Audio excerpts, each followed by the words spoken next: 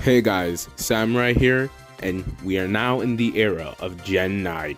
You've waited for weeks, well, like 3 weeks, but nonetheless, you've waited for a long time since I announced Pokemon Scarlet and Violet the series, and I know that I haven't been giving a lot of updates on it, but now the first episode's here. So without any further ado, let's enter into the world of Paldea.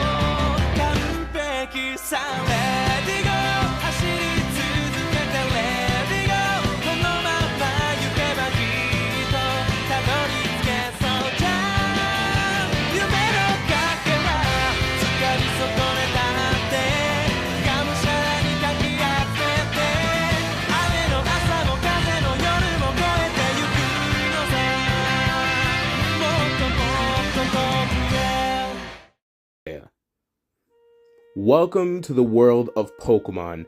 You can find Pokemon everywhere, from bustling cities to sprawling forests to the boundless skies and to the blue seas. Pokemon are everywhere. Some people choose to perform with Pokemon in contests. Some people choose to study Pokemon, but some people choose to battle with Pokemon and become Pokemon trainers. Some people want to reach for the top and become the best of the best. But now our story is going to focus on a couple of select individuals, leading with our main man, 16-year-old Ash Ketchum. But before that, we need to do some background. We open on a hot summer day in Paldea. We see a young boy who doesn't look much older than the age of 5. This young man is known as Goh. Goh is doing a summer camp with the local professors here in Paldea. He's looking around, looking at the beautiful, abundant nature around him, but he ends up getting separated from his group. This is when he runs into a mythical Pokemon. This mythical Pokemon stops him from falling off a small ledge and hurting himself. He knows this mythical Pokemon is called Mew, and once he reunites with his group again, he says how he saw the Pokemon. However, everyone denies this, saying that Go's making it up. Go's best friend Chloe says that it's not really nice to make up fairy tales like that, and especially after he's separated from the group. Go gets frustrated, but ends up having a good time anyways. Much later, down to time in the year when Chloe turns around to the age of 8, she ends up having a bit of an argument with her parents. This is your typical young kid argument. She says that she's gonna end up running away from home due to her having a little brother named Parker now, and her parents not giving her as much focus as she's used to. This is when she runs into another Pokemon. This Pokemon is tall in stature, and if any adult would see this Pokemon, they would be kind of fearful. But this is a little kid, so they naturally don't have that fear. Mewtwo, the Pokemon being Mewtwo, entertains this little girl and eventually ends up returning her back to her parents. Before Mewtwo leaves, Chloe asks the name of the Pokemon, and the Pokemon says that he's called Mewtwo. This being the same Mewtwo from Mewtwo Strikes Back, but this obviously being a Mewtwo after he met Ash for at least the second time now. Now we can flash forward around 4 to 5 years or so. We see a much older Go at age 14, getting ready. He's packing up a bunch of stuff and he's getting ready for his first day at the Paldea Trainers Academy. He's making sure he has everything packed. Throughout his room, you can see a bunch of monitors with different mythical Pokemon on it. These mythical Pokemon you can see ranging from Victini, Meloetta, Manaphy, and of course, Mew. As Go says goodbye to his parents, he now embarks on his way to Mesagoza from his hometown. Meanwhile, in Mesagoza, or meanwhile on the outskirts of Mesagoza, we see a young, energetic girl taking a lap around the city's outskirts. This girl is known as Nemona. Her and her Palmy are really excited as today is the day that they get to have a starter Pokemon, their trainer license, and get the ability to challenge the gyms. She's also turning 14 and is a first year. She's really excited as she always wanted to be a champion, after she saw the Galar League finals a year before. We can cut to a car, a really fancy car, almost like a limousine, going up to Mezagoza. We can see two people in the car, this being one of the shareholders of the illustrious Sylph Company and his daughter Regina. This shareholder, being her father, basically tells her to do really well at this school as her family has a huge amount of publicity constantly following them and she needs to make a good face at this school. Regina understands and promises to do her best. This is just another day in the life for her, as she's gone to a couple of different prep schools by now, so this is nothing new for her. We can now see that Goh is joined by Chloe as they walk towards Mezagoza, and it's a one-way walk and isn't too far from where they live. This is when they run into Nemona. Just as Nemona is asking if they're first year students too, as they're wearing the uniform, this is where they hear a loud boom coming from the beaches. They all immediately head there as Goh is curious to see if it's Mew again. Though this is wishful thinking, he ends up running into a red Pokemon. This red Pokemon is fighting off a fiendish Houndoom. This Houndoom won't give an inch. However, Goh does have a bit of a heart of gold, and he ends up stepping in the middle of the two as he notices that the red Pokemon is getting more and more injured, asking Houndoom to call off this fight. However, this Houndoom doesn't really respect Goh that much, and immediately goes to strike. This is when Nemona, with her very limited battle experience, comes in with her Palmy using a tackle attack. This Pokemon, known as Koraidon, is amazed at this human's bravery, and decides to end up helping him and Nemona escape. Meanwhile, outside of the cave, there was another Pokemon. This is who they assumed that Koraidon was protecting, a Miraidon. This Miraidon is much more shy, however, Chloe, with her soft heart and empathetic nature, is able to get through to it, and eventually agree to help it. This is when Koraidon pops out of the cave, Miraidon grabs onto Chloe, and they both escape. Miraidon and Koraidon end up landing near the lighthouse. They're sniffing for something and they eventually do find it. They're Pokeballs, as both of these Pokemon are still very injured and still need to heal up. They end up giving their Pokeballs to their respective trainer that help them out. For Koraidon, it's Goh, and for Miraidon, it's Chloe, the human that was able to get past her fear and end up trying to connect with the Pokemon on an emotional level. Nemona's really happy to see that these two trainers got their first Pokemon. However, as Nemona looks at her Rotom phone, they realize they're gonna be late for their first day. Goh immediately dashes off without paying any mind to those two.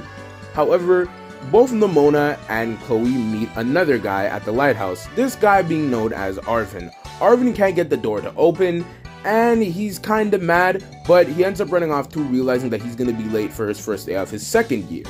This is when Chloe and Nemona decide to run off too, realizing that if they're late, it isn't really going to help anything. Nemona says that she needs to go change, as she feels like she needs to go take a shower after her morning jog. Chloe decides to head up the steps herself, and maybe she can see her father, who's actually a teacher and one of the most illustrious professors of the academy. However, this is when Chloe bumps into Regina. Now, Regina immediately apologizes, however, Chloe strikes up a conversation, as different from canon, this Chloe is much more of a social butterfly and more empathetic towards others. They end up striking a pretty good conversation about family and how, like, Regina has a lot to live up to, but Chloe can also relate to that. They end up striking up a really good friendship. As they're walking up the steps, they end up getting blocked by two thugs. These two thugs introduce themselves as a member of Team Star. They try to get the illustrious Chloe Cerise to join their team, along with Regina, a daughter of one of the shareholders of Sylph Co, could really help them out here. They end up saying no, but the two thugs end up persisting and persisting and persisting, like a lot. This is when the Director Clavel, ends up having to come and help them out here. Director Clavel really apologizes profusely about these two students' behaviors, and he says that he's trying to get Team Star under control.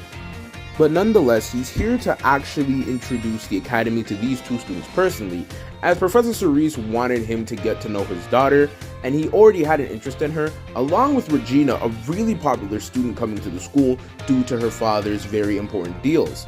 This is when he urges them not to be late for their first period class, as they're first year and second year, but they still need to make sure they come there, as not a lot of students go to their first year class, as due to the nature of the academy, which all of these students have heard of at this point. He also tells them not to be late for the assembly, as they're announcing something that if you live in Paldea, you already have heard of time and time again. This is when it's revealed that both Goh, Chloe, and Nemona all share the same first period class, being battle studies. They're the only 3 students in this class, which is kind of weird, as they all expected the class to be filled with people. However, this is when Goh kind of becomes a bit more standoffish and basically states that not a lot of people go to their first period class, not to mention battle studies, as most people know the basics of battle, but Goh's only taking this course so he can go on into the Legends and Myth course, as this is a prerequisite class. Chloe's only taking this class as Goh was taking it, and Goh didn't want to do it alone. Nemona's taking this class so she could cover all her bearings when it comes to battle. Nemona tries to ask Goh about Koraidon, however Goh denies this and says that Koraidon is obviously really tired and he doesn't want to talk about it. He really just wants to get his Pokemon license and go to the assembly. Nemona laughs at this, thinking that Goh is just trying to be aloof to be funny. However, this is when the teacher finally walks into the room. He's followed by a Wattrel and a Pikachu. This is when their teacher is to be revealed to be the first ever Alola champion and Galar League finalist, Ash Ketchum.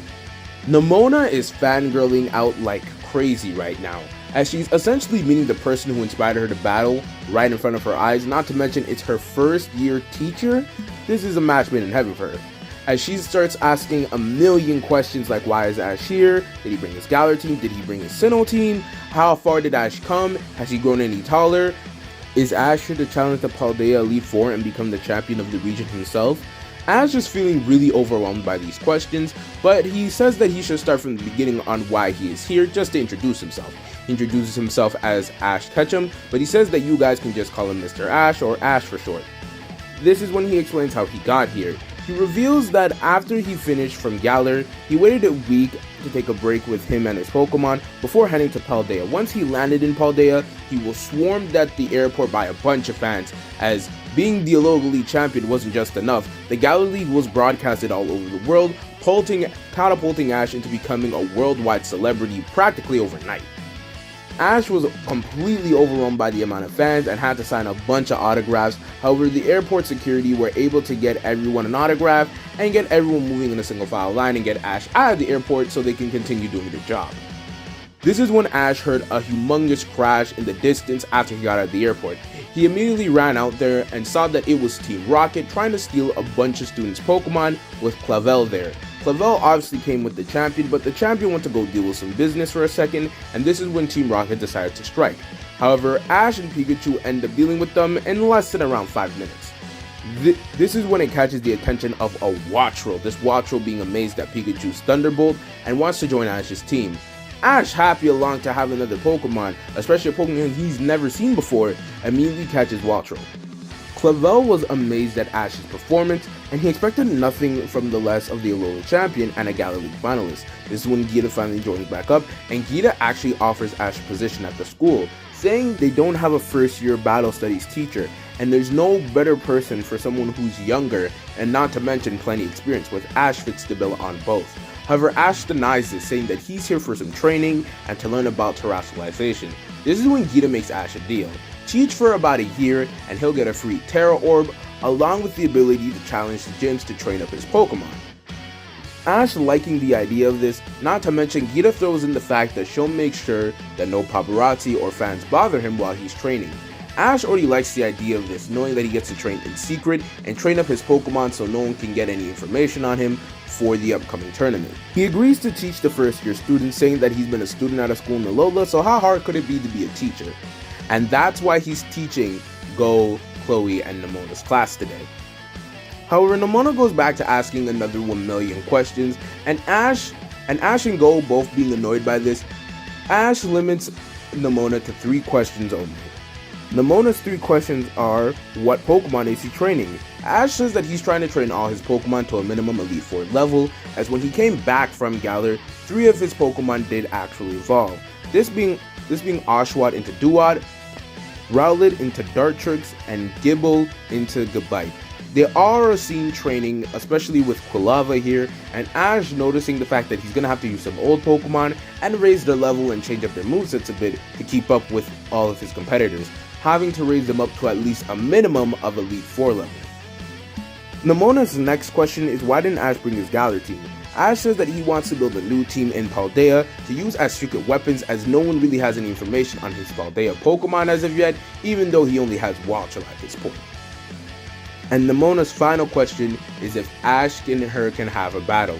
Ash agrees, but only on one condition, that he gets to ask a question to all of them first. Everyone agrees to this, and Ash asks everybody what their goal is. Nemona goes first as she's the most assured about it. She wants to become a champion level trainer and eventually wants to succeed as the region's top champion. Chloe is a bit unsure, but she says that she wants to do something that helps people and Pokemon. This is when Goh says that his goal is to capture the mythical Pokemon, Mew.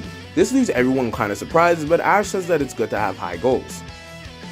This is when Ash brings up 3 Pokeballs and throws them in the air, this revealing Sprigatito, Fuecoco, and Quaxly, these being the 3 starter Pokemon of the Paldea region. He says that each one can choose one, as this is going to be their starter Pokemon, and it might not be their first ever Pokemon, but it'll be one of the most loyal. This is when Goh chooses first. Goh has done a lot of studying, and due to some family influence, he ends up choosing Fuecoco, knowing that what it evolves into will help him catch Mew. This is when a gung-ho Quaxly, feeling really prideful, goes to Nemona. Nemona, already liking the attitude of this Quaxly, ends up adding it to her team. This is when Chloe is the last one left, and she ends up going with Sprigatito because she found it the most cute and it already warmed up to her a lot. Chloe is kind of uncomfortable, as no Pokemon has ever really warmed up to her this well ever since that last Pokemon she saw when she was 8, but she ends up bonding with it a lot, and it's really cute to see.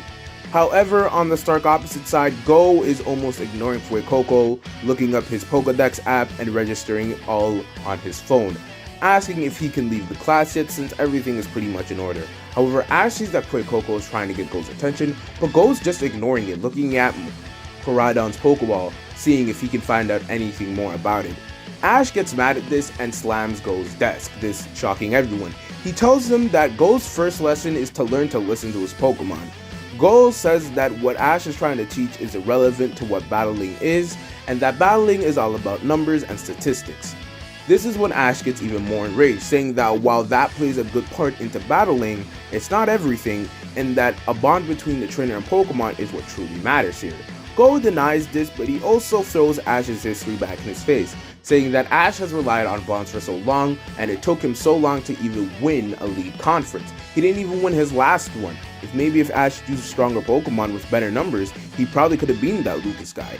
This really gets on Ash's nerves. However, Ash decides to take a deep breath, and he says that he'll challenge Goh to a battle. Goh obliges, thinking that he has the advantage here, already knowing how Fuecoco moves, and he even searched up Fuecoco's moveset just now. However, Ash says that he won't be fighting him, but he'll be fighting Chloe. Chloe is shocked by this, as she's never been in a battle, not to mention her first battle. However, Sprigatito's ready to fight for Chloe, and Chloe, seeing that Sprigatito's all psyched up, decides to join with Sprigatito in this battle. Goh says that this is going to be an easy win, becoming almost Gary Oak-like with the way he's talking to Chloe. The battle is set to begin as they head on to the outside field.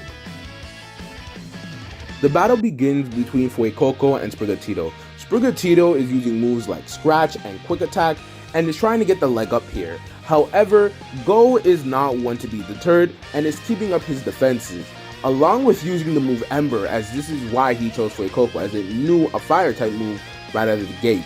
This ends up putting a huge damper on Sprigatito. Sprigatito ends up taking a lot of damage but isn't willing to give up. He keeps on using the move Scratch and it ends up making a bit of a difference here. This is when Goh gets a bit mad that he hasn't been able to win yet. Knowing that his number and his firepower is higher, he commands a barrage of embers. Sprigatito can only take it, as this is too much stress for Chloe. However, Ash screams out to Chloe that look at Sprigatito and it's still holding its ground. This is when Chloe gains a new resolve along with Sprigatito. Sprigatito activates Overgrowth, and Chloe screams out a new move, this being Leafage. She looked at the Pokédex earlier and realized that Sprigatito learned this move as it was fighting. This massive wave of leaves goes out to hit Fuecoco, as it's completely overwhelmed by the amount of energy that is being displayed. Fuecoco's firepower has also been weakened due to the barrage of embers, and it ends up getting knocked out by Sprigatito. This leaves Goh flabbergasted. Heck, even Koraidon comes out of the Pokeball to look at Goh. He gives Goh a disappointed look, and this really shakes up Goh, thinking that Koraidon wanted a trainer who was smart, calculated. That's why Koraidon chose him. However, Koraidon never chose Goh because of his smarts, but because of what was in his heart. Fuecoco ends up going to Goh and almost looking like it's apologizing. This is when Goh doesn't really break down or start crying, but he ends up getting a bit melancholic and apologizes to both of them, saying that Koraidon is his new Pokemon and he only tried to focus on him. He doesn't even know what Koraidon's name is yet. Side note, I'm saying Koraidon and Miraidon, they don't know what these Pokemon are called yet. They're just calling them, I don't know, Agas or whatever the Pokemon are saying. But they don't have a name for them in canon. I'm just calling them that for like simplicity's sake in the script. Ash goes up to Goh and to Chloe and says that both of them are strong and that Goh has a lot of skill here, thinking that Goh must have had some sort of background in battling. However, Ash says that he forgot one key aspect, the bond between trainer and Pokemon. That's what makes battling so fun for both trainer and Pokemon. It's a two-party thing, not a one-party thing where one person is just shouting orders. Both parties need to be on the same level and wavelength. Brigatito and Chloe were able to reach that wavelength and were able to come up with a victory here. Goh takes this in and determines to do better, but he's still pretty aloof and ends up running off to get ready for the ceremony along with the heel Fuecoco. Ash saying that Goh has a good head on his shoulders, and this is what being a teacher is all about, I guess. This is when Nemona asked if Ash and her can have a battle, and Ash did agree to this. However, it's almost time for the assembly with Clavel here. Just as the assembly is about to start, Team Rocket ends up striking again, and as Team Rocket ends up stealing a bunch of Pokemon from the trainers with some sort of vacuum machine. They've used it before, I'm sure you guys know what I'm talking about. This is when Ash's Pikachu makes its move, and it ends up doing a lot of damage towards Team Rocket's balloon. However, it doesn't deter them yet. This is when Goh's Koraidon decides to finally make its move and uses a powerful shockwave kind of roar, not the move shockwave, but like a sound shockwave, that ends up sending them blasting off. This catches the boy at the lighthouse's attention, who will now know as Arvin. However, Arvin doesn't say anything yet, as he wants to wait till he gets Goh alone to talk about this thing. Goh quickly returns Koraidon before anyone can really take notice of it, and this is when Clavel, after all this chaos happened, still does the assembly speech, talking about the treasure hunt. Now this goes similar to how it does in game, talking about finding your own goal, and this is when we can see a bunch of trainers looking on, these trainers becoming relevant in the next couple of episodes. A bit later on, Ash and Nemona finally have their battle. Nemona says that she wants to use Quaxly in this battle, but she asks Ash to just use Pikachu as she wants to see how far she can go. Ash, agreeing to this, sends out Pikachu, saying that Pikachu is going to have to do a 2v1, and if he's okay with that, Pikachu's already psyched and gets ready. Pikachu and Quaxly is a pretty quick battle, as all Pikachu really has to do is hit it with a well-timed Iron Tail to really knock Quaxly out. Not too hard, of course, as Quaxly is still a new Pokemon. However, this is when Nemona sends out her Pwami. Now, Pwami ends up getting a bit more of a fight due to having a bit more experience, along with helping out with that Houndoom, as it did do a bit of damage to it. However, Pikachu's still able to come up with a dub here. This is when Nemona, as Ash expects her to kind of break down or even be very depressed or disappointed, actually ends up getting really excited, saying that she finally found one. Ash, confused on what Nemona is talking about, Nemona says that she finally found a rival, someone who can finally challenge her. Ash says that maybe she should look for someone who's also starting out on their journey. However, Nemona's not really listening to Ash here, as she's too focused on how she's going to beat him next time. She actually asks Ash if he can enter the Paldea League so they could have a true final battle. Ash says that he'll think about it, but it's unlikely so far. But he says that he will challenge the gyms to raise up his new Pokemon's level. And that is the end of Pokemon Scarlet and Violet, Episode 1. I sure hope you guys enjoyed that. It was a bit longer of an episode than I'm used to. However, the next few episodes won't be as long as this one, as this was the first episode, so I had to establish a lot of things and a lot of characters. So I hope you guys enjoyed it, and remember to like, subscribe, and share. Let me know your thoughts, and let me know your hopes for the series, and Samurai out.